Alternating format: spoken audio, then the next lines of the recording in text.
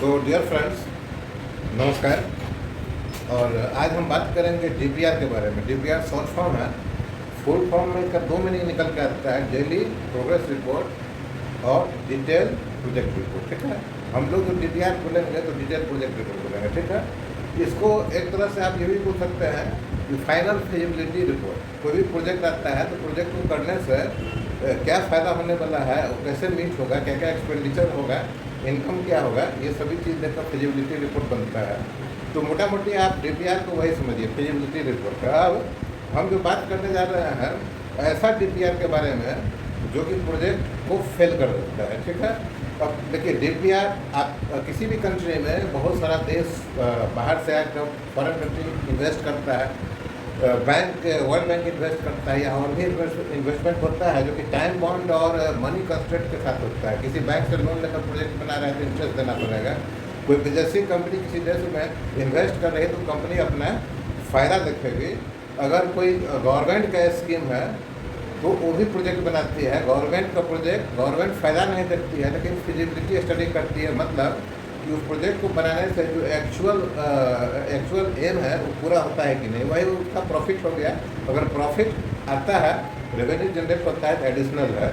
जैसे हाईवे और रेलवे का प्रोजेक्ट से गवर्नमेंट को फ़ायदा होता है। अब हम ऐसे प्रोजेक्ट के बारे में बात करेंगे जिसका फ़ायदा, नफ़ा या नुकसान सर्विसेज से है। जैसे स्वच्छ भारत अभियान। स्वच्छ भारत अभियान में जगह जगह टॉयलेट बनाना है, तो पूरा कचरा का रिसाइकिल करना है, दैट इज स्वच्छ भारत अभियान।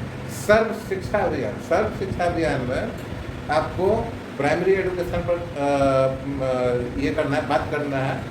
हायर एजुकेशन जो भी है सभी को शिक्षा मिलना चाहिए, 100% लिटरेसी होना चाहिए, वो दैट इज सर्व शिक्षा अभियान। उसके बाद क्या आता है, पल्स पोलियो अभियान। ये भी फ़ायदा वाला नहीं है लेकिन बाहर का पैसा आता है गवर्नमेंट के पास, उसको इन्वेस्ट करती है। वाटर सप्लाई स्कीम, सभी को पानी चाहिए, पीने का पानी चाहिए। इरिगेशन स्कीम, सभी फील्ड में, इरिगेटेड फील्ड में इरिगेशन के लिए पानी चाहिए। इस तरह का स्कीम में गवर्नमेंट को फ़ायदा नहीं होता है लेकिन करोड़ों, हज़ारों करोड़ रुपया, अरबों रुपया गवर्नमेंट का लगता है। खास करके जब इस तरह के स्कीम में गवर्नमेंट जब पैसा बाहर का इन्वेस्ट नहीं करती है, मतलब वर्ल्ड बैंक से पैसा लाकर नहीं लगा रही है, कोई फॉरेन कंपनी का पैसा नहीं लगा रही है, तो वो पैसा जो है तो गवर्नमेंट का जो अपना रिजर्व आता है, मतलब टैक्स कलेक्शन से आता है या जैसे भी आता है, गवर्नमेंट का अपना फ्री फ्रॉम एनी लेंडिंग, तो उस पैसा को इसमें लगाती है। ठीक है, मतलब हर साल पैसा कलेक्ट होता है, बजट बनता है, उस प्रोजेक्ट को दिया जाता है। हम आज उसी प्रोजेक्ट के डीपीआर के बारे में बात करेंगे। इस तरह का प्रोजेक्ट का डीपीआर हमेशा फेल हो जाता है। जो डीपीआर जो होता है वो अलग होता है, जो एग्जीक्यूशन होता है वो अलग होता है।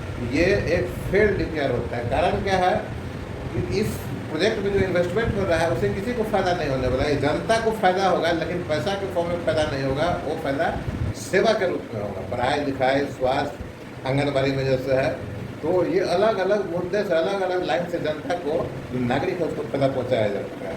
अब नागरिक को सरकार फ़ायदा पहुँचा रही है, नहीं पहुँचा रही है, इसको देखता कौन है?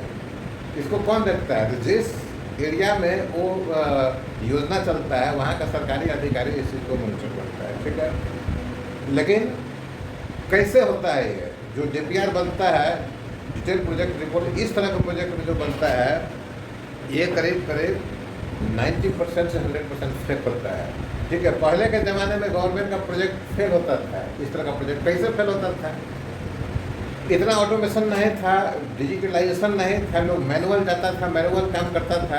गवर्नमेंट ने पैसा किसी फाइनेंशियल ईयर में, मतलब एक साल में पैसा दिया कि हाँ इतना रुपया दिए, इसमें ये प्रोजेक्ट फेस करना है।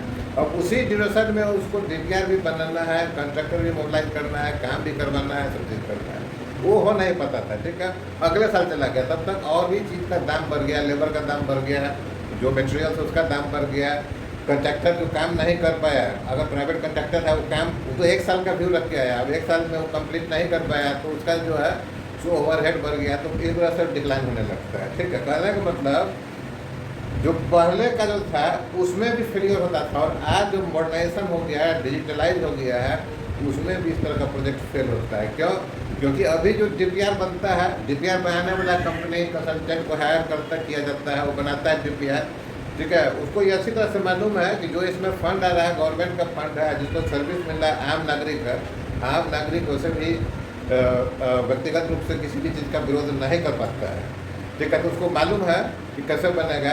और जिस DPR को बनाने के लिए उसको 50 से 100 आदमी लगना चाहिए, इंजीनियर्स लगना चाहिए, सर्वेयर्स लगना चाहिए, डॉक्टर्स लगना चाहिए, क्लर्क और चार्टर्ड अकाउंटेंट लगना चाहिए, उसको ये 2 या 3 आदमी में काम कंप्लीट करवा देता है। कैसे करवा देता है?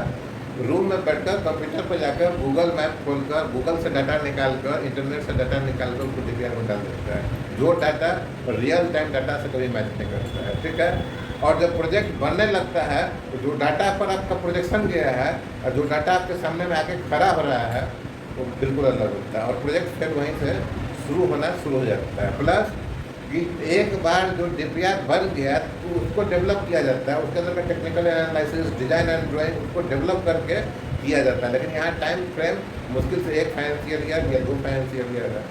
अब उसमें आप 1 महीना अगर दीजिएगा कि हाँ 1000 किलोमीटर रोड बनाना है, 1 महीना में इसका जो है तो ये काम आप पूरा कर देना है, DPR बनाया जाना है, वो संभव नहीं है, वो हो ही नहीं पाएगा। तो ये सभी चीज़ एक खतरनाक सिचुएशन को शो करता है। तो हमें जो फेल होता है प्रोजेक्ट, उसमें एकमात्र कारण है कि जो DPR बनता है वो 90% चांस है कि उसका डाटा फेक होगा और इंटरनेट से डाउनलोड किया हुआ और गूगल की हेल्प से बनाया गया डाटा है, इसीलिए इस तरह का प्रोजेक्ट फेल होता है।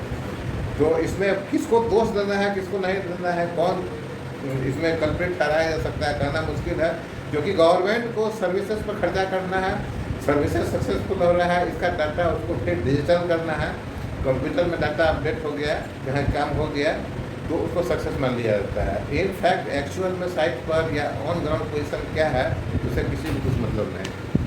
तो आज के लिए इतना है, और इसी तरह का फैक्ट देखने के लिए हमारे वीडियो को सब्सक्राइब कर लीजिए और लाइक कर लीजिए।